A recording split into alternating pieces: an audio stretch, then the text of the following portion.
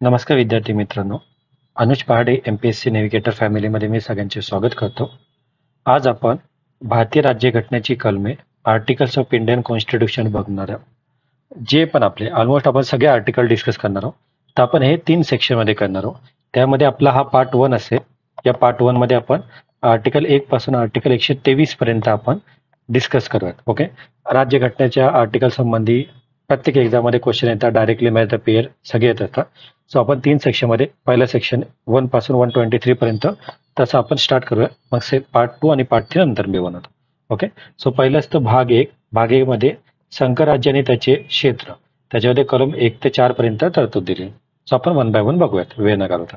पहिला बघा, कलम 1 मध्ये संघराज्याचे नाव आणि त्याचे क्षेत्र. 1 मध्ये काय दिलेलं आहे, म्हणजे भारताचं नाव दिलेलं आहे किंवा भारताचं नाव भारत असेल किंवा India is a union of state असेल, आणि भारताचं राज्य क्षेत्र आपली बॉर्डर एरिया किती काय आहे, त्या सगळ्या तरतुदी आपल्याला काय दिलंय, कलम 1 मध्ये दिलंय. ते सोपं आहे, कोणत्याही देशाचं नाव त्याचं राज्य क्षेत्र 1 मध्ये दिलंय. कलम 2 मध्ये नवीन राज्य संघराज्यात सामील करून घेणे. बघा ना, कलम 2 आणि कलम 3 मधला फरक समजून घ्या. जेव्हा आपण ना एखादा नवीन प्रदेश जो भारताचा नव्हता भाग, त्याला आपण आपला भाग बनवतो ना, तर नवीन प्रदेश जो आपण भारताचा समावेश करून घेतो ते कलम 2 मध्ये येतं. जसं की सिक्कीम लक्षात घ्या. सिक्कीम सिक्कीम आपल्या ओरिजिनल कॉन्स्टिट्यूशन मध्ये नव्हता. आपल्याला माहिती आहे, तुम्ही 35वी घटना दुरुस्ती आणि 36वी घटना दुरुस्ती 1975 मध्ये काय केलं, आपण सिक्कीम भारताचा भाग बनवला.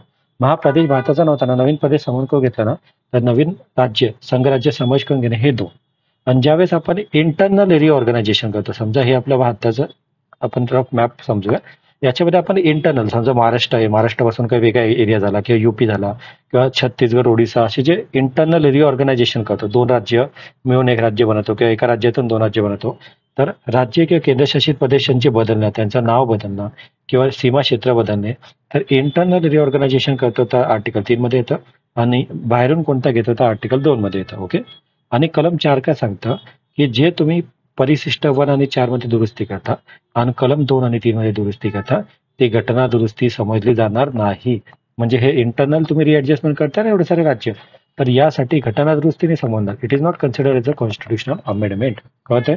सो पहिलं ए म्हणजे काय, संघराज्याचं नाव संबंधी होतं. त्याच्यानंतर 2 म्हणजे आपण एक्सटर्नल काहीतरी आपलं भारताचा पार्ट बनवलं.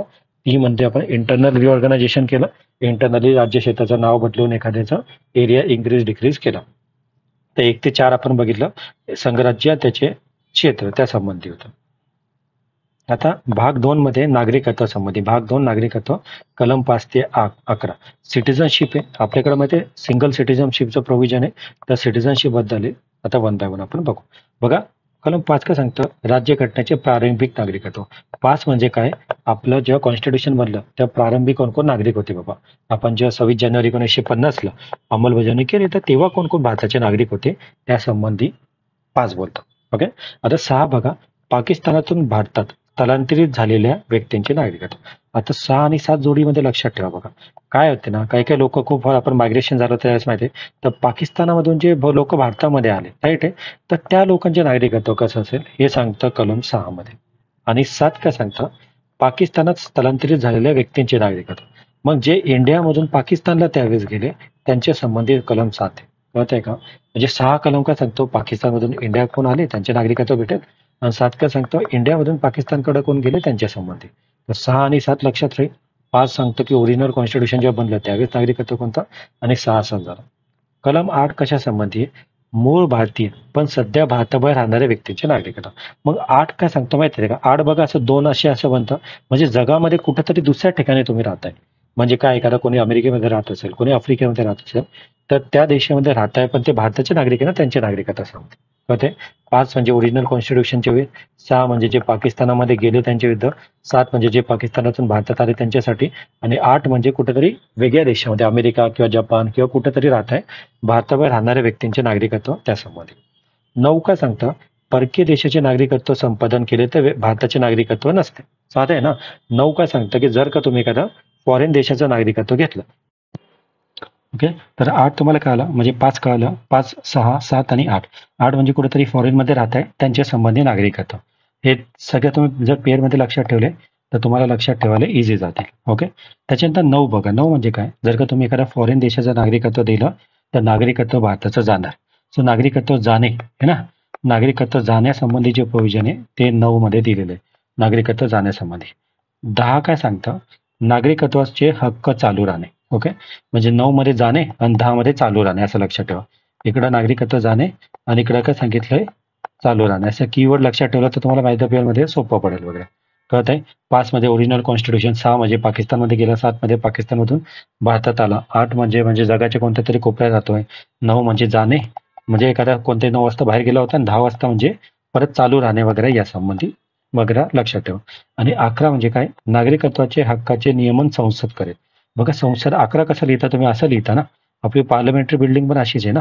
तर 11 काय सांगता की सिटिझनशी संबंधी काय कायदा करायचा असेल तर ती संसद करेल, एवढं लक्षात ठेवा. प्रेसिडेंट करणार आहे का, नाही प्रेसिडेंट नाही करणार, संसद करेल. सो नागरिकत्वाचे एवढे कलम तुम्हाला माहित पाहिजे. ओके, सो आपण भाग 2 बघितला, भाग 2 मध्ये कलम 5 ते 11 बघितलं, ते आपण सिटिझनशिप बद्दल बघितलं. आता आपण बघूयात की मूलभूत हक्कासंबंधी काय. भाग 3 मध्ये मूलभूत हक्क कलम 12 ते 35 फंडामेंटल राईट. सो पार्ट 3 है ना, भाग 3 कशा संबंधी आहे, तर मूलभूत हक्क, ते 1 बाय 1 बघू. बघा त्यामध्ये पहिला समानतेचा हक्क आहे. तर पहिले राज्याची व्याख्या दिलेली आहे ना. डेफिनेशन ऑफ स्टेट कुठं कुठं दिली बघा, 12 मध्ये डेफिनेशन ऑफ स्टेट दिली आहे, 36 मध्ये पण, 32-36 होता, तर 36 मध्ये पण डेफिनेशन ऑफ स्टेट दिली आहे. आणि हे 12च्या मध्ये 5 ठेवलं तुम्ही, हे 12च्या मध्ये 5 ठेवतं 152, इकडे पण डेफिनेशन ऑफ स्टेट दिले. मग राज्य संस्थेची डेफिनेशन 3 ठिकाणी तुम्हाला बघायला भेटेल, 12 मध्ये पण बघायला भेटेल, 36 मध्ये पण बघायला भेटेल, आणि 152 मध्ये पण. हा डिलीट केला तर हे 12 बनतं बघा, हे परत 12 बनेल. या ठिकाणी राज्य संस्थेची काय दिलेली आहे, डेफिनेशन दिलेली, एवढं लक्षात असेल. मग आता आपण बघू राज्य संस्था काय असते त्याच्यामध्ये डेफिनेशन. का, कारण की ना जे फंडामेंटल राईट असतं ते राज्य संस्थेविरुद्ध असतं. म्हणून राज्य संस्था म्हणजे नेमकी काय आहे ना, सेंट्रल स्टेट गव्हर्नमेंट किंवा लोकल बॉडी असेल है ना, एखादी ऑथॉरिटी असेल, त्या सगळ्याची डेफिनेशन 12. 13 मध्ये मूलभूत हक्काशी विसंगत असणारे कायदे. बघा 13 काय सांगतं माहिती आहे का, आपल्याकडे supreme law of the land काय, सुप्रीम लॉ, सगळ्यात सुप्रीम कायदा कोणता आहे, आपलं संविधान आहे, राईट आहे. एखादं संविधान हे आपल्या देशाचं सुप्रीम लॉ असतं. आता समजा पार्लमेंटने एखादा कायदा पास केला आणि हा कायदा जर संविधानाच्या विरुद्ध जात असेल किंवा फंडामेंटलच्या याच्या विरुद्ध जात असेल, तर तो हा कायदा करतो, रद्द ठरतो. कळत आहे. म्हणजे मूलभूत हक्कांशी विसंगत असणारे कायदे ऑटोमॅटिक रद्द ठरतात, नल अँड व्हाईट ठरतात. हे 13 मध्ये सांगितलंय. म्हणजे तेरे खिलाफ गया तो डिलीट होणार. म्हणजे 13 काय सांगताय, तुझ्या विरुद्ध जर गेलं फंडामेंटल राईटच्या विरुद्ध तर तुम्ही डिलीट होणार, हे 13 सांगताय. 14 सांगतो कायद्यासमोर समानता. म्हणजे काय सांगते की कायदा सर्वोच्च असेल. जर का एखादा कायदा केलाय आणि कायद्यामध्ये एखादी गोष्ट मेन्शन असेल तर ते कायद्यासमोर सगळे व्यक्ती समान आहे. मग ते भारताचे राष्ट्रपती असू द्या किंवा एक सामान्य माणूस असू द्या, सगळ्यांसाठी कायदा इक्वल आहे. हे इक्वॅलिटीचा प्रिन्सिपल काय सांगतं, कलम 14 मध्ये सांगितलं. कलम 15 काय सांगतं, धर्म, वंश, जात, लिंग आणि जन्मस्थळ या कारणावरून भेदभाव करणार नाही किंवा करण्यास मनाई आहे. पण हे 5च ग्राउंड दिलेले. तर 15 मध्ये फक्त 5च ग्राउंड दिलेले आहे ना, रिलिजन, रेस, कास्ट, सेक्स आणि प्लेस ऑफ बर्थ. या बेसिसवर कोणामध्येही भेदभाव केला जाणार नाही. आणि ऑनली हे 5 ग्राउंड दिलेले, बाकी ग्राउंड आधारे चालेल, पण रिलिजन, रेस, कास्ट, सेक्स आणि प्लेस ऑफ बर्थ या आधारे भेदभाव केला जाणार नाही. हे आपल्याला कशामध्ये सांगितलंय, तर कलम 15 मध्ये सांगितलं, हे एवढं लक्षात ठेवा. कलम 16 काय सांगते, सार्वजनिक सेवेमध्ये समान संधी. म्हणजे जॉबच्या जे अपॉर्च्युनिटी असताना त्या जॉबच्या अपॉर्च्युनिटी बद्दल कलम 16 मध्ये सांगितलेलं आहे. ओके, मग जॉबच्या रिलेटेड आता 15 म्हणजे 5 ग्राउंड दिले आपण बघितलं, 14 म्हणजे इक्वॅलिटी बद्दल बघितलं, आणि 16 मध्ये जे जॉब आहे अपॉर्च्युनिटी त्यामध्ये पण भेदभाव नाही करायचा. तर हे 5 ग्राउंड तर आहे, प्लस डिसेंट आणि रेसिडेंट डॉक्टर पण ऍड होतो. म्हणजे 15 मध्ये तुम्ही 5 ग्राउंड बघितले, धर्म, वंश, जात, लिंग आणि जन्मस्थान, हे 5 ग्राउंड आहे. आणि 16 मध्ये हे 5 ग्राउंड तर आहेच, धर्म, वंश, जात, लिंग, जन्मस्थान, प्लस इकडे डॉक्टर ऍड होतो, डिसेंट आणि रेसिडन्स. डिसेंट आणि रेसिडेंट या आधारे भेदभाव नाही केला जाणार. सो 15चे 5 ग्राउंड प्लस डॉक्टर हे 16 मधले ग्राउंड आहे, हे लक्षात असू द्या. त्याच्यानंतर 17 मध्ये काय, 17 मध्ये सांगितले अनटचेबिलिटी आहे ना. आपल्याकडे अनटचेबिलिटी पहिले खूप फॉलो केली जाते. तर 17 खतरा अनटचेबिलिटी एवढं लक्षात ठेवा की चुकीची प्रॅक्टिस होती अनटचेबिलिटी. तर कोणत्याही फॉर्म मध्ये अनटचेबिलिटी फॉलो न करणे हे संविधानाचे 17 मध्ये सांगितलं. 18 म्हणजे पदव्या नष्ट करणे. पण आपण मिलिटरी किंवा शैक्षणिक पदव्या देऊ शकतो है ना. अगोदर नाही का राव बहादूर, राव साहेब है ना, अशा खूप साऱ्या पदव्या आपण द्यायचो. तर हे इक्वॅलिटीच्या विरुद्ध आहे ना. आपण काय फक्त समानतेचा अधिकार. मग जर का तुम्ही एखाद्याला राव बहादूर, राव साहेब अशा पदव्या देताय तर ते काय करताय, इक्वॅलिटीच्या विरुद्ध जातोय. मग आपण काय करणार, पदव्या देणार नाही, हे काय सांगतं कलम 18. पण आपण काय करतो, एखादा डॉक्टर झाला असेल तर डॉक्टरची पदवी देतो, कारण की ती एज्युकेशनल पदवी आहे. किंवा एखाद्या मिलिटरीमध्ये एखादा कमांडर झालं तर त्यांना पदवी देणार, कारण की त्या पदव्या अलाउड आहे, कारण की ते तुम्ही मेरिट बेसिसवर तुमच्या कौशल्याने भेटवलेल्या पदवी. तर 18 कशा संबंधी, पदवी संबंधी आहे, एवढं लक्षात असू द्या. पदव्या नष्ट होणे म्हणजे टायटल्स नष्ट होणे या संबंधी आहे. ओके. सो समानतेचा अधिकार बघितला. त्याच्यानंतर स्वातंत्र्याचा अधिकार. स्वातंत्र्याचा अधिकार कुठून कुठपर्यंत आहे, तर 19 पासून 22 पर्यंत. तुम्हाला माहिती आहे पेरेचा स्वातंत्र्याचा अधिकार कुठून कुठपर्यंत आहे, ते 19 ते 22 आहे. मग स्वतंत्र म्हणजे काय, भाषण स्वातंत्र्य इत्यादी बाबत हक्क आहे. मग स्वातंत्र्याच्या अधिकारामध्ये खूप येतात. भाषण स्वातंत्र्य, त्याच्यामध्ये मग तुम्हाला 19 A B C D E F G असे खूप सारे येतात. मग ए म्हणजे काय, तर freedom of speech and expression येणार, की तुम्ही मुक्तपणे काही पण बोलू शकता. बी म्हणजे काय वगैरे, की तुम्ही पीसफुली एखाद्या पब्लिक प्लेसवर काय करू शकता, असेंबल होऊ शकता. सी म्हणजे तुम्ही कॉपरेटिव्ह सोसायटी एखादी ऑर्गनायझेशन बनवू शकता. डी म्हणजे आपल्या देशभर, डी फॉर देशभर, देशभर मुक्तपणे संचार करू शकता. ई म्हणजे कुठेतरी सेटल होऊ शकता, भारतामध्ये कुठे. आता देशभर जेव्हा डी मध्ये फिरले तर ई म्हणजे कुठेतरी सेटल झाले. एफ म्हणजे काय, तर तुम्ही फॅक्टरी एखादा काहीतरी म्हणजे राईट टू प्रॉपर्टी होता, राईट टू प्रॉपर्टी जो 44 अमेंडमेंटने आपण डिलीट केला, तो एफ होता. आणि जी म्हणजे कोणताही व्यवसाय करू शकता. हे वेगवेगळे अधिकार आहे जे 19च्या अंतर्गत दिलेले. सोप्यात लक्षात द्या की भाषण आणि हे स्वातंत्र्य मुख्यतः दिलेले आहे, आणि बाकी त्याचे सब क्लॉज जे आपण नंतर बघू, हे इम्पॉर्टंट आहे. त्याच्यानंतर 20 म्हणजे अपराधांच्या दोषसिद्धतेबाबत संरक्षण. म्हणजे ना, एखाद्या व्यक्तीवर जेव्हा अपराध आपण लावतोय तर त्याच्याबद्दल कोणकोणते त्याला संरक्षण अवेलेबल आहे, त्या संबंधी 20 मध्ये. मग त्याच्यात नो डबल जीव पार्टी म्हणजे एका गुन्ह्यासाठी एकापेक्षा जास्त शिक्षा नाही द्यायची आहे ना, किंवा त्यामध्ये 2-3 प्रोव्हिजन आहे ते 20 मध्ये. तर अपराधाच्या दोषी सिद्धतेबाबत संरक्षण 20 मध्ये. 21 सगळ्यात महत्वाचा article, right to life and personal liberty, जीवित आणि व्यक्तिगत स्वातंत्र्याचे हक्क. 21 मध्ये काय, एक तर लाईफ बद्दल बोललेलं आहे आणि पर्सनल लिबर्टी बद्दल ना, जीविताचा हक्क. भारतीय राज्यघटनेमध्ये कुठं म्हटलंय, कलम 21 मध्ये म्हटलंय, जेवढं लक्षात असू द्या. त्याच्यानंतर 21 हे प्राथमिक शिक्षणाचा हक्क. बघा, 21 हे ओरिजिनल कॉन्स्टिट्यूशन मध्ये नव्हतं. 86वी घटना दुरुस्ती आपण 2002 मध्ये केली. त्यावेळेस आपण 21 हा फंडामेंटल राईट केला होता. आणि या अंतर्गत 6 ते 14 वर्ष वयोगटातील मुलांना free and compulsory education provide करणे ही कोणाची जबाबदारी आहे, ही राज्य संस्थेची किंवा राज्य संस्थेची जबाबदारी आहे. फ्री पण भेटलं पाहिजे आणि कंपल्सरी, कंपल्शन ऑन राज्य संस्था आहे की त्यांनी एज्युकेशन प्रोव्हाइड केलं पाहिजे. हे नंतर आपण ऍड केलं आहे, लक्षात असू द्या. कलम 22 काही बाबत अटक आणि स्थानबद्धता म्हणजे आपलं डिटेन्शन जे आहे ना, त्या संबंधी अटक असेल, स्थानबद्धता यापासून संरक्षण भेटणं, हे कलम 22 मध्ये सांगितलंय, एवढं लक्षात असेल. त्याच्यानंतर शोषणाविरुद्धचा हक्क कशामध्ये सांगितलंय, तर 23 आणि 24. 23 आणि 24 मध्ये शोषणाविरुद्धचा हक्क. मग 23 काय, माणसांचा अपव्यापार आणि वेठबिगारी यांना मनाई. बघा काय करायचं माहितीये का, 23 म्हणजे माणसाचा व्यापार. सुरुवातीला काय करायचं, माणसाला याचं कम्युनिटी म्हणून विकलं जायचं. मग त्यांचा अपव्यापार नाही झाला पाहिजे, किंवा वेठबिगारी अशी नाही झाली पाहिजे. महिला असेल, चाइल्ड असेल, त्यांचं नाही झालं पाहिजे. त्या संबंधी कलम 13 आहे. ओके, 23 आहे. कलम 24 काय सांगतं, कारखान्याने तत्सम ठिकाणी बालकांना काम करण्यास मनाई, या संबंधी 24 आहे. कारखाने असेल, तत्सम ठिकाण असेल, मग या ठिकाणी 14 वर्षाखालील बालक मेनली असं सांगितलंय. का 24 मध्ये 14 वर्षाखालील जे बालक असेल त्यांना कारखाना आणि तत्सम ठिकाणी त्यांचं एक्सप्लॉटेशन नका करू, त्यांना काम करण्यास बंदी. का, कारण की बघा ना, आपण 6 ते 14 वर्षामध्ये फ्री अँड कंपल्सरी एज्युकेशन कुठं दिलं, 21 मध्ये. मग जर का यांना एज्युकेशन आपण देतोय तर 14 वर्षाखालील लोकांना जॉब नाही द्यायचा आहे ना आपण मुलांना. म्हणून आपल्याला सांगितलंय की 14 वर्षाखालील जे चाइल्ड असतील त्यांना कारखाने असतील किंवा तत्सम ठिकाण असेल जिकडे त्यांना घातक होऊ शकतं, तिकडे बालकांना काम करण्यास मनाई आहे, हे सांगितलंय शोषणाविरुद्धचा हक्क. पुढचा भाग आहे धार्मिक स्वातंत्र्याचा हक्क. प्रत्येकाला धर्म स्वातंत्र्य. भारतामध्ये इंडिया सेक्युलर आहे. आपण सेक्युलर शब्द पण काय केला होता, 42व्या घटना दुरुस्तीने 1976 मध्ये ऍड केला होता. मग धर्मनिरपेक्ष म्हणजे काय, तर 25 पासून 28 पर्यंत कलम आहे. आता 1 बाय 1 बघू. 25 मध्ये सत्सद्विवेक बुद्धीने धर्माच्या आचरणाचे, धर्माचे पालन करण्याचे आणि धर्माचा प्रचार करायचे. म्हणजे 25 का सांगता, तुम्ही काय करू शकता, एक तर सत्सद्विवेक बुद्धी वापरा. कोणी सांगितलं म्हणून नाही करायचे, सत्सद्विवेक बुद्धीने. मग तुम्ही धर्माचं आचरण कराल, पालन कराल आणि तुमच्या धर्माचा प्रचार कराल. हे सांगितलंय इंडिव्हिज्युअल धर्माबद्दल. बघा 25 काय सांगतं, इंडिव्हिज्युअल धर्म आहे, की मी माझा धर्म आहे, मी माझ्या धर्माचे फेथ करणार, धर्माचे आचरण करणार, या संबंधित तत्व आर्टिकल 25 मध्ये. आणि 26 काय, धार्मिक व्यवहाराचे व्यवस्थापन करणे, म्हणजे हे कलेक्टिव्ह धार्मिक स्वातंत्र्य. 25 जे होतं ते इंडिव्हिज्युअल साठी होतं, एकट्याला माझा धर्म संरक्षण. आणि 26 म्हणजे धार्मिक व्यवसायाचे व्यवस्थापन. म्हणजे समजा माझा एक धर्म आहे, मग त्या धर्मासाठी मी काय करलं, एखाद्या धर्मशाला बांधली असेल किंवा एखादं इन्स्टिट्यूशन बांधलं असेल, तर त्या ग्रुपचं रिलिजनचा फ्रीडम असेल तर 26 मध्ये, आणि इंडिव्हिज्युअल बद्दल बोललं तर 25 मध्ये. एवढं लक्षात असू द्या. ग्रुपसाठी 26 आणि इंडिव्हिज्युअल कशासाठी तर 25, एवढं लक्षात असू द्या. त्याच्यानंतर 27 विशिष्ट धर्माच्या संवर्धनाकरता कर देण्याबाबत स्वातंत्र्य, म्हणजे सक्तीने केले जाणं. म्हणजे बघा 27 काय सांगतं, की तुम्ही टॅक्स नका लावा. एक पर्टिक्युलर धर्माच्या प्रचारासाठी तुम्ही टॅक्स नाही लावू शकता. तुम्ही फी लावायची असेल तर फी लावा, बट टॅक्स लावता येणार नाही ना. एक विशिष्ट धर्मासाठी त्यांनी शब्द काय वापरला, विशिष्ट धर्माचे प्रचारासाठी. सर्व धर्मासाठी केलं तर ठीक आहे, पण विशिष्ट धर्माच्या प्रचारासाठी टॅक्स लावता येणार नाही, एवढं लक्षात ठेवा. का? कारण की आपण सिक्युलर स्टेट आहोत. फी लावली तर चालेल, कारण की फीचा पर्पज वेगळा असतो, पण टॅक्स लावणार नाही जाणार, एवढं लक्षात असू द्या.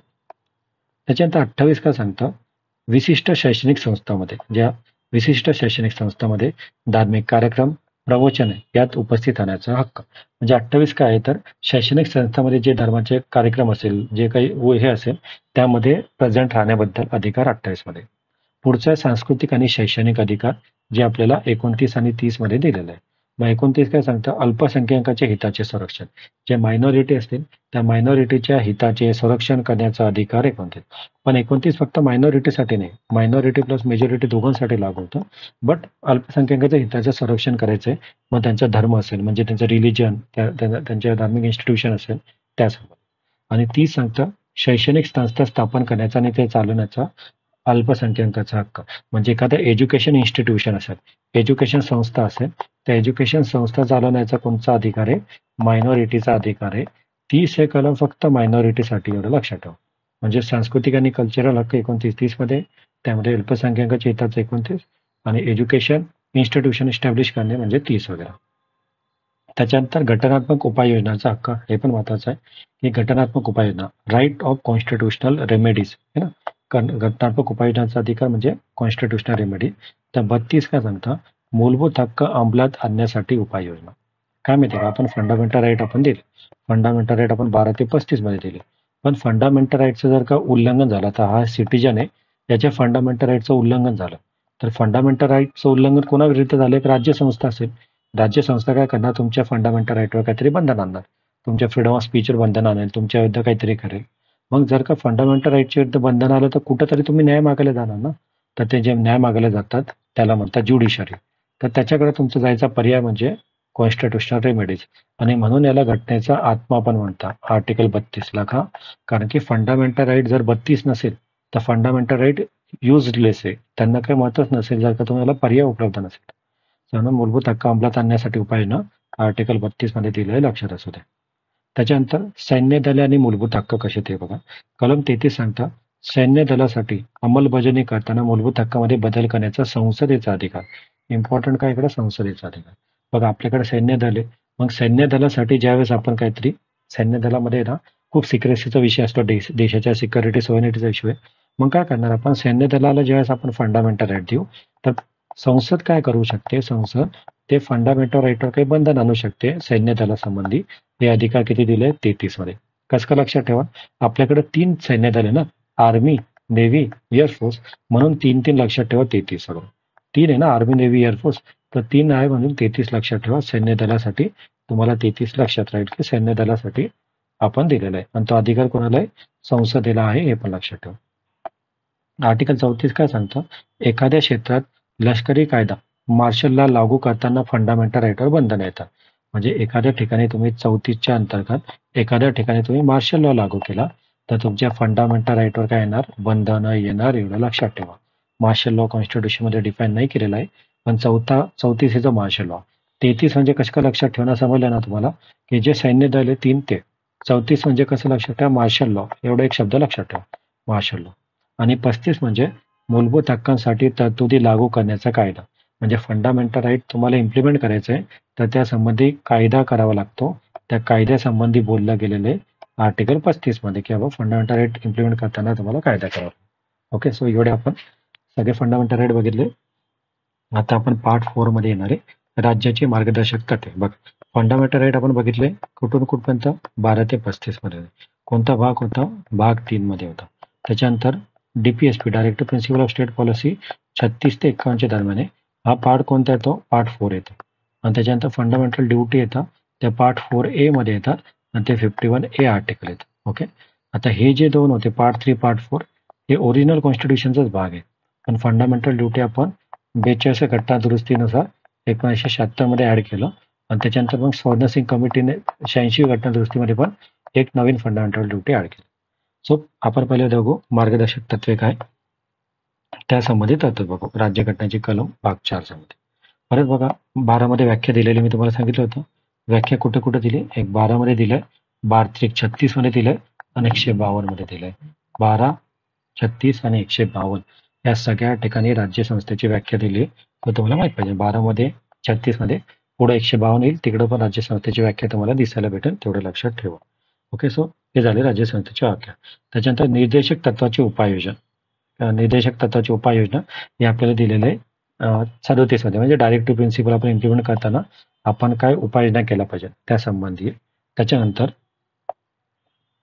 लोक कल्याणाच्या संवर्धनासाठी राज्याने समाजव्यवस्था प्रस्थापित करणे. म्हणजे काय माहिती आहे का, वेलफेअर स्टेट हे प्रिन्सिपल आहे. आपल्या संविधानामध्ये कुठं वेलफेअर स्टेट सांगितलंय, त्या कलम 38 मध्ये वेलफेअर सांगितलं. 38 मध्ये का, कारण की आपल्याला एक वेलफेअर स्टेट क्रिएट करायचं आहे. मग राज्य संस्थेला जबाबदारी आहे की त्यांनी लोकांच्या कल्याणासाठी, वेलफेअरसाठी काम केलं पाहिजे, ते 38 मध्ये. तर वेलफेअर स्टेट 38 मध्ये. त्याच्यानंतर कलम 39 मध्ये राज्याने अनुसराची धोरणाचे विपरीत तत्वे, काय म्हणजे राज्य संस्थेने कोणकोणते धोरण अवलंबले पाहिजे त्यासंबंधी. 39 ए काय सांगतं, समान न्याय आणि कायदेविषयक मोफत सल्ला, म्हणजे ज्याला आपण नालसा म्हणतो, फ्री लिगल एड किंवा नालसा जे म्हणतो, की समान न्याय आणि कायदेविषयक मोफत सल्ला. एखादा कायदेशीर सल्ला जर का पाहिजे असेल तर तो फ्रीमध्ये 39 ए मध्ये भेटेल. आणि हे प्रोव्हिजन आपण केव्हा ऍड केले, तर नंतर ऍड केलेलं, ओरिजिनल कॉन्स्टिट्यूशन मध्ये नव्हतं. हे 39 ए असेल किंवा 43 ए असेल किंवा 48 ए असेल, या सगळ्या गोष्टी आपण काय केल्या 42 घटना दुरुस्तीनुसार 1976 मध्ये ऍड केलेलं आहे. ओके. त्याच्यानंतर ग्रामपंचायतीचे संघटन करणे 40 मध्ये. 40 कशा संबंधी, ग्रामपंचायती संबंधी लक्षात असू दे. What is related to the gram panchayat हे तुम्हाला माहित पाहिजे. ओके. आता 41 मध्ये कामाचा, शिक्षणाचा आणि काही बाबतीत लोकसहाय्य करण्याचा काय सांगितलं माहिती आहे का, राईट टू एज्युकेशन वगैरे, काय म्हणजे ना, कामाचा, शिक्षणाचा अधिकार हे 41 मध्ये एज्युकेशनचा, कामाचा आणि लोकसहाय्याचा अधिकार दिलेला. म्हणजे काय, right to work, right to education कामाच्या संबंधी, शिक्षणासंबंधी, तर वर्कचा असेल किंवा एज्युकेशन असेल किंवा जे डिसेबल्ड लोक असेल त्याला काय करणार, राज्य संस्था काय करणार, हेल्प करणार है ना, त्यांच्या संबंधी हेल्प करणार, ते संबंध 41 आहे. आणि याचाच आर्टिकल 41चाच वापर करून आपण नॅशनल सोशल असिस्टंट प्रोग्राम केव्हा बनवलेला आहे, 1995 मध्ये बनवलेला आहे, ज्याचा बेस काय आहे, हे आर्टिकल आहे. कलम 41चा वापर करूनच ही योजना आलेली. सो हे लक्षात असू दे. कलम 42 काय, कामाच्या ठिकाणी न्याय आणि मानवी परिस्थिती, म्हणजे ज्या ठिकाणी तुम्ही कामे करायला जात आहे तिकडे न्याय आणि मानवी परिस्थिती आणि प्रस्तुतीविषयक साह्य आणि तरतुदी संबंधित तरतुदी. म्हणजे ज्या ठिकाणी तुम्ही कामाला जात आहे तिकडे तुम्हाला न्याय वागणूक भेटली पाहिजे, एक माणसासारखी वागणूक भेटली पाहिजे आणि मॅटर्निटी बेनिफिटच्या सुविधा भेटल्या पाहिजे, हे सांगतं आर्टिकल 43. कळतंय, न्याय वागणूक, माणसासारखी वागणूक आणि मॅटर्निटी बेनिफिट या सगळ्या गोष्टी म्हणजे सगळ्या गोष्टी जे सांगितल्या त्या आर्टिकल 43 मध्ये सांगण्यात आलेलं आहे. न्याय वागणूक, मानवी वागणूक आणि प्रस्तुतीविषयी सहाय्य करण्यासंबंधी तरतुदी. ओके. त्याच्यानंतर 43 काय सांगतं, कामामध्ये निर्वाह वेतन म्हणजे निर्वाह भत्ता वगैरे हे बघा, एक थोडक्यात हे झालेलं आहे, एकदा समजून घ्या. कलम 41 तक्रारी कामाचा, शिक्षणाचा आणि काही बाबतीत लोकसहाय्यचा हक्क दिलेला आहे. 42 मध्ये काय दिलेलं आहे, कामाच्या ठिकाणी न्याय वागणूक. 42 ठिकाणी एक न्याय वागणूक भेटली पाहिजे, मानवी परिस्थिती कामाच्या ठिकाणी पाहिजे, असं नाही की इन ह्युमन कंडिशन आहे बाबा त्या ठिकाणी, असं नाही पाहिजे, आणि प्रस्तुतीविषयक सहाय्याची तरतूद दिलेली. आता तुम्ही बघा 24 पण एक फॅक्टरी संबंधी आपण आर्टिकल बघितलं होतं, तर 24 पण फॅक्टरी संबंधी होतं आणि 42 पण फॅक्टरी संबंधी. मग 24 मध्ये काय सांगितलं होतं आपण, की 14 वर्षाखालील मुलांना नाही करणार, आणि 24चा उलटा करा म्हणजे 42 होता. मग ज्यावेळेस तुम्ही कामाच्या ठिकाणी जाताय तर 42 अंतर्गत तुम्हाला काय भेटणार आहे, एक चांगली वागणूक भेटणार आहे, न्याय वागणूक. तिकडे ह्युमन कंडिशन, मानवी परिस्थिती भेटणार आहे, आणि तुम्हाला प्रस्तुती म्हणजे मॅटर्निटी संबंधी सगळ्या अवेलेबिलिटी असेल, हे सगळं 42 मध्ये सांगितलं. 43 मध्ये काय सांगितलंय, तर कामगारांना निर्वाह वेतन इत्यादी, म्हणजे कामगारांना जे निर्वाह वेतन भेटेल त्या संबंधी तरतूद 43 मध्ये सांगितलंय. 43 हे workers participation in the management, हे पण आपण 42 अमेंडमेंटने ऍड केलं. आपण ज्यावेळेस आहे ना वर्करला पार्टिसिपेशन देऊ मॅनेजमेंटमध्ये, डिसिजन मेकिंगमध्ये, तेव्हा ते ऍडमिनिस्ट्रेशन खूप इफिशियंट बनेल. So workers participation in management म्हणजे काय, 43 ए मध्ये सांगितलं. त्याच्यानंतर 44 काय सांगतोय, समान नागरी कायदा, युनिफॉर्म सिव्हिल कोड बद्दल सांगितलंय. आपल्याला माहिती आहे समान नागरी कायद्यासंबंधी तरतूद आपल्या ओरिजिनल कॉन्स्टिट्यूशन मध्ये होती, तर समान नागरी संहिता किंवा समान नागरी कायदा या संबंधी तरतूद आहे आर्टिकल 44 मध्ये. आर्टिकल 45 6 वर्षाखालील बालकांना प्रारंभिक बाल्यावस्थेत देखभालीचा आणि शिक्षणाची तरतूद. बघा आर्टिकल 45 काय सांगतं, की जे 0 ते 6 वर्षाचे जे चाइल्ड असताना त्यांना अर्ली चाइल्डहुड केअर भेटलं पाहिजे. मग 0 ते 6 वर्षासाठी म्हणजे काय? आपल्याकडे तुम्ही पाहिलं ICDS प्रोग्राम आहे. ICDS प्रोग्राम म्हणजे साठीच आहे ना. तर आर्टिकल 45 सांगतं की 0 ते 6 वर्ष वयोगटातील मुलांना त्यांच्या बाल्यावस्थेत देखभाल झाली पाहिजे, शिक्षण भेटलं पाहिजे. आणि मग जे आपण आर्टिकल 21A बघितलं होतं, ते काय सांगतं 6 ते 14 वर्षाच्या मुलांसंबंधित सांगतं. कळतंय का? मग article 45 is related to 0 to 6 age आणि त्याच्यानंतर आर्टिकल 21A काय सांगतं 6 ते 14 एज. तुम्हाला एक्झाम मध्ये काय करतील, इकडं कन्फ्युज करतील की आर्टिकल 45 6 ते 14 आहे का? 6 ते 14 ओरिजिनली होतं पण आता नाहीये. आता ते 0 ते 6 साठी आहे, एवढं लक्षात असू द्या.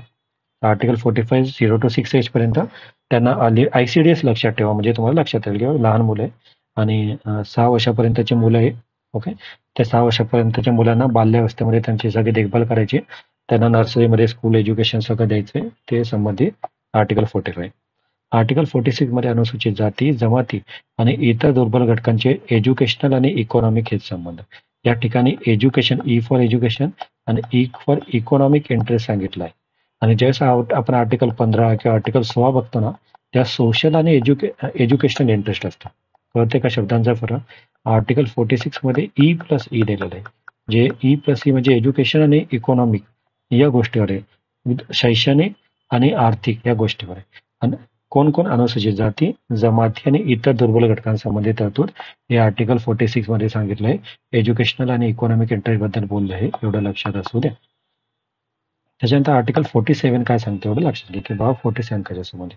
47 सांगतं पोषणाचा स्तर आणि जीवनमान उंचावणं, म्हणजे त्यांचं न्यूट्रिशन स्टेटस आहे, त्यांचं स्टँडर्ड ऑफ लिव्हिंग आहे ते वाढवायचं आहे आणि सार्वजनिक आरोग्य सुधारणे. कसं काय लक्षात ठेवाल? बघा 1947 मध्ये आपण स्वतंत्र झालो होतो. मग आपण टार्गेट ठेवलं होतं की आपल्याला सगळ्यांना चांगलं पोषण द्यायचं आहे, चांगलं जीवन उंचावायचं आहे, चांगलं सगळ्यांना आरोग्य द्यायचं आहे.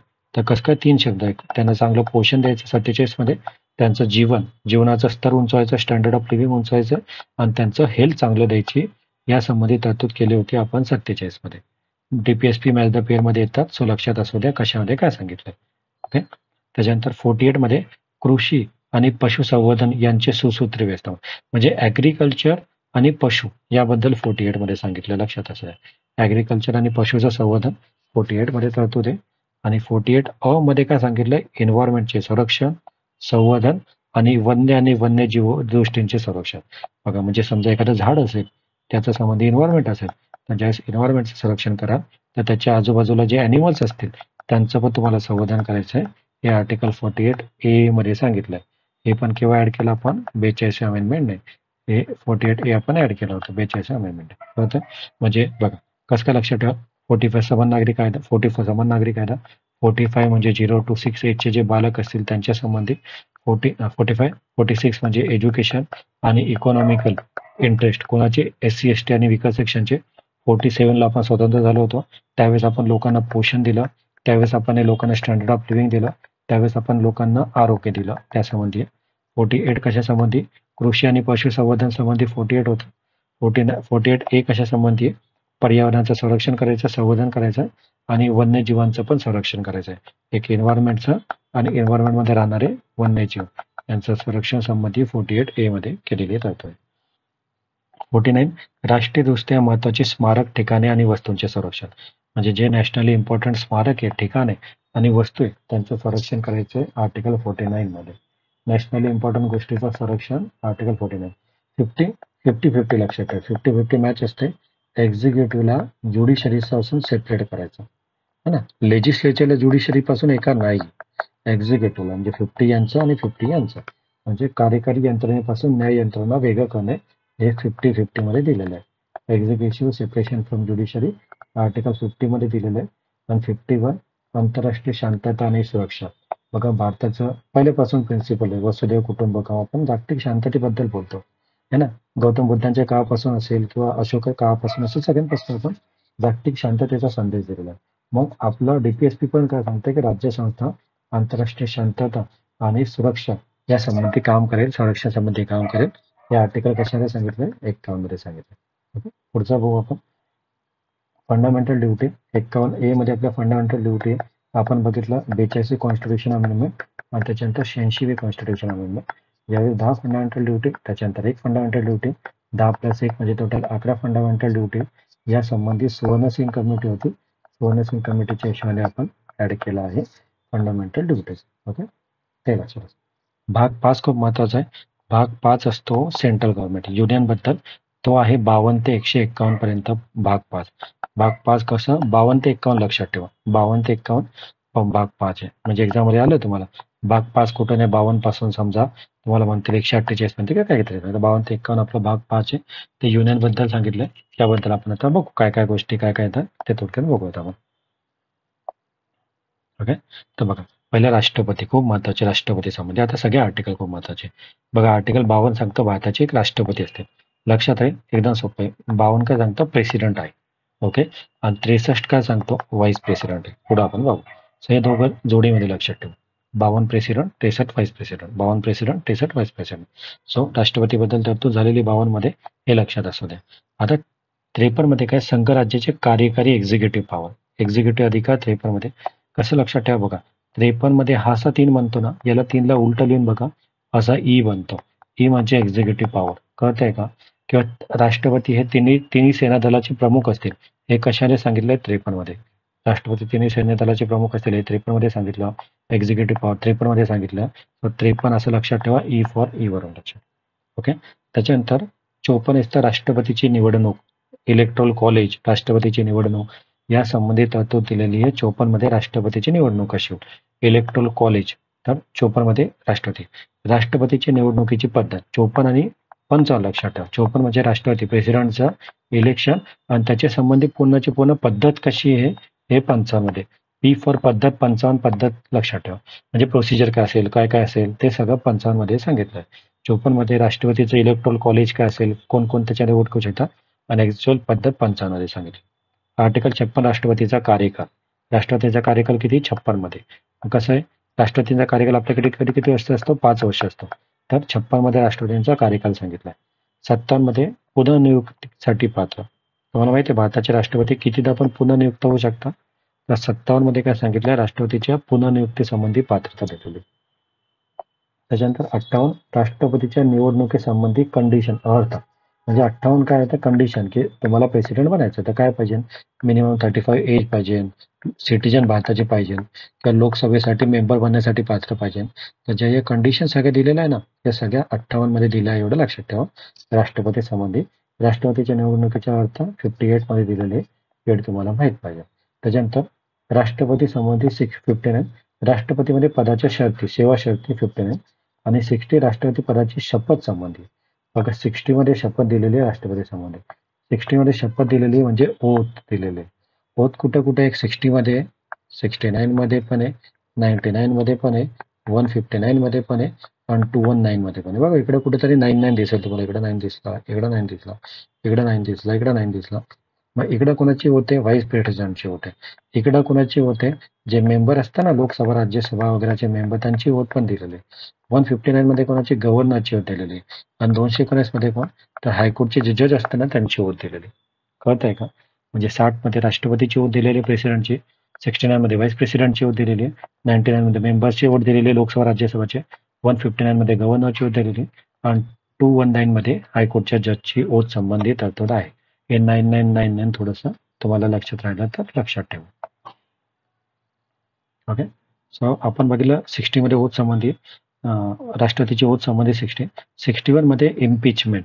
कसं लक्षात ठेवा इम्पिचमेंट मध्ये आय येतं ना तर 61 मध्ये आय फॉर इम्पिचमेंट. आता हे छोट्या मोठ्या ट्रिक्स पण हेच लागणार आहे तुम्हाला. महाभियोग लक्षात ठेवा राष्ट्रपतीवर महाभियोगची प्रक्रिया कशाला दिली 61 मध्ये दिली. 61 मध्ये इम्पिचमेंट आणि इम्पिचमेंट संबंधी तरतूद 61 मध्ये दिलेली. एवढं लक्षात असू द्या. इम्पिचमेंट प्रोसिजर आपण फक्त राष्ट्रपतीसाठी वापरतो. सो इम्पिचमेंट संबंधी तरतूद दिलेली आपल्या 61 मध्ये महाभियोग संबंधी. 62 राष्ट्रपतीचे पद रिक्त झाल्यास निवडणूक घेण्याची मुदत आणि रिक्त होणारे पद भरण्यासाठी निवडणूक घेणारे कार्यकाळ. म्हणजे काय आता माहिती का आपल्याकडे नॉर्मली काय होतं राष्ट्रपतीचं टेन्युअर संपण्याच्या अगोदरच आपण नवीन राष्ट्रपतीसाठी काय करतो इलेक्शन घेतो. तर असं आहे की राष्ट्रपतीचे पद रिक्त झाल्यास निवडणूक घेण्यासाठी मुदत आणि समजा सडनली काही रिक्त झालं तर तुम्हाला 6 महिन्याच्या आत निवडणूक घ्यावी लागते या संबंधित. आणि नॉर्मली तर राष्ट्रपती संपण्याच्या अगोदरच आपण निवडणूक घेतो. हे सगळं 62 मध्ये सांगितलेलं आहे लक्षात असू दे.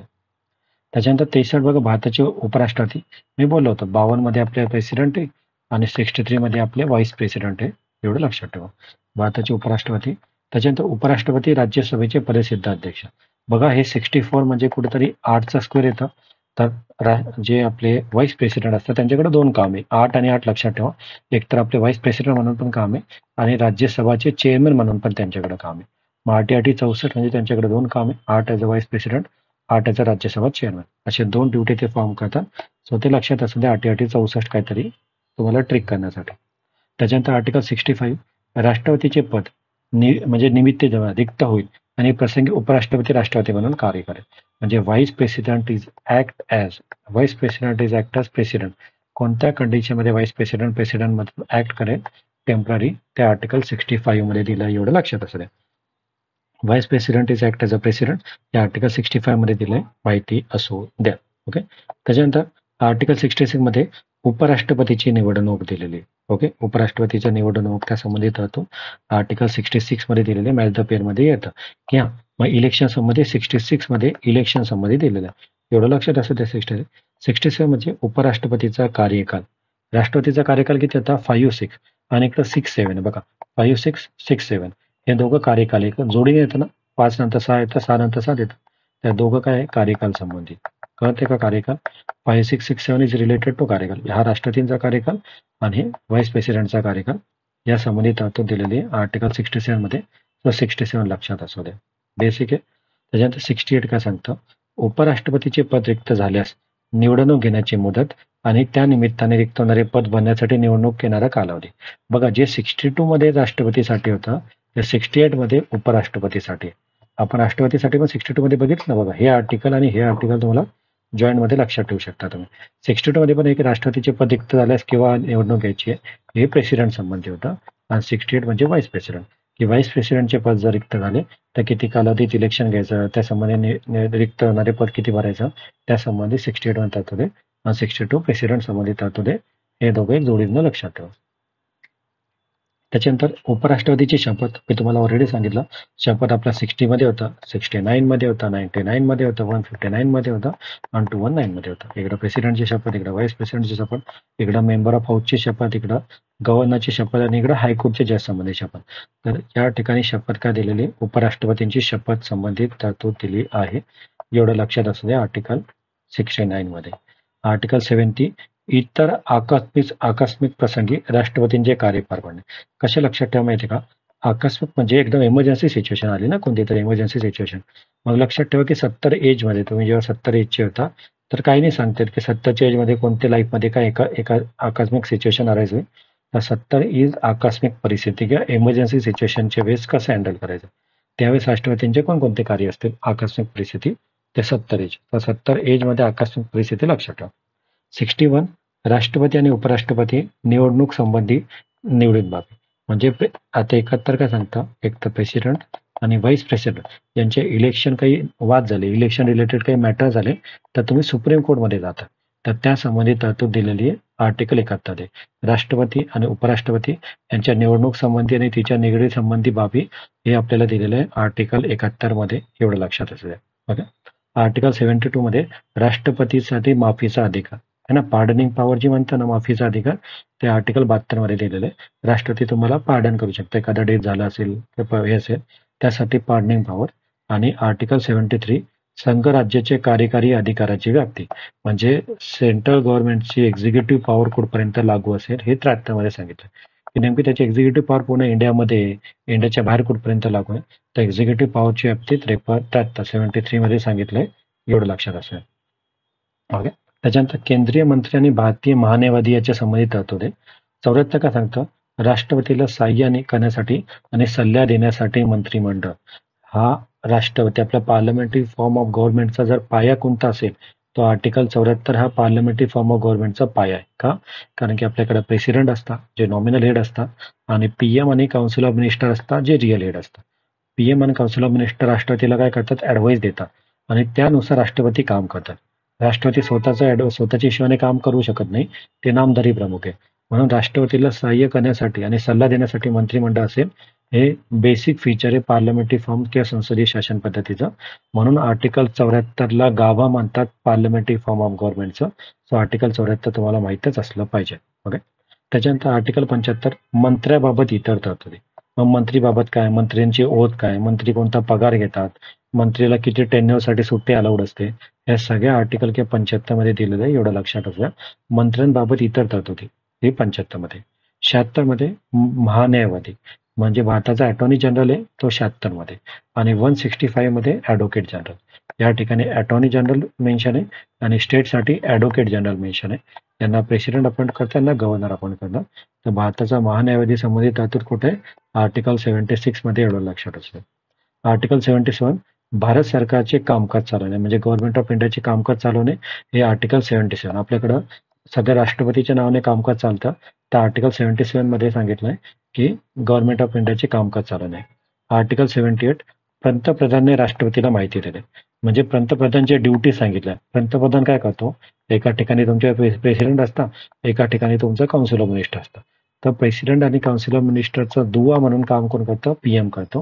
हे 78 मध्ये सांगितलंय. म्हणजे प्रेसिडेंटचा निर्णय, काउन्सिल ऑफ मिनिस्टरचे डिसिजन, हे दोघांना इंटरॅक्ट करणारा मेन दुवा म्हणून काम करणं हे पीएमचं काम आहे.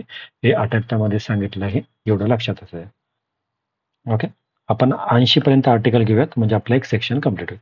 त्याच्यानंतर हे 80 बघा. आता 79 मध्ये आपल्याला काय सांगितलंय? संसद सांगितलं आहे, एवढं लक्षात ठेवा.